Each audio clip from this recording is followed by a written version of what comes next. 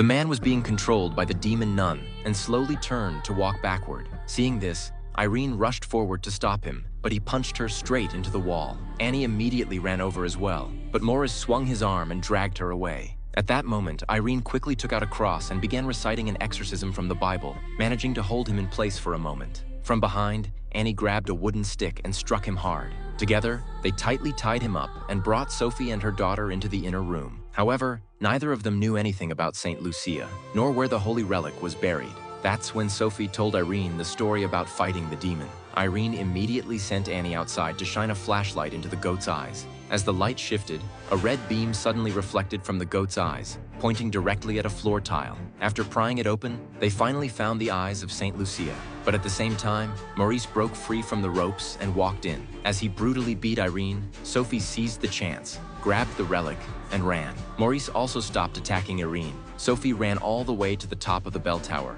believing it was the safest place, but Morris followed her there. Watching him slowly walk past, Sophie was too scared to move. Suddenly, the relic in her hands began to glow, and Maurice instantly sensed her location. Just as he charged toward her, the light from the relic froze him in place. Sophie took the chance to escape. She then handed the relic to Irene, who had just arrived. At the same time, Maurice suddenly rushed out from behind. At the critical moment, Irene raised the relic and spoke the name of God.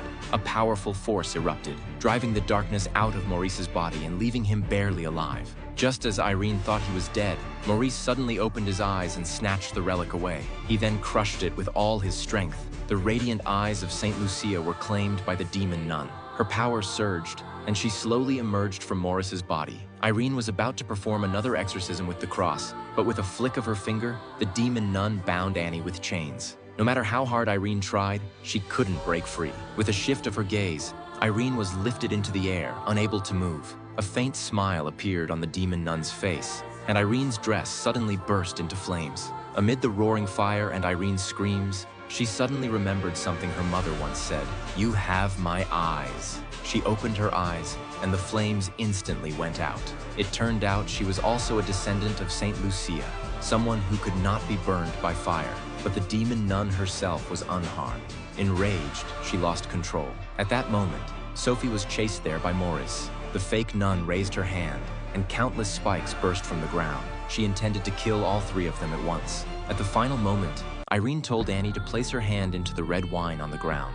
Together, they prayed with absolute faith, turning all the wine into holy water capable of destroying demons. As the demon nun was drowned by the surrounding red wine, she burst into flames and was reduced to ashes.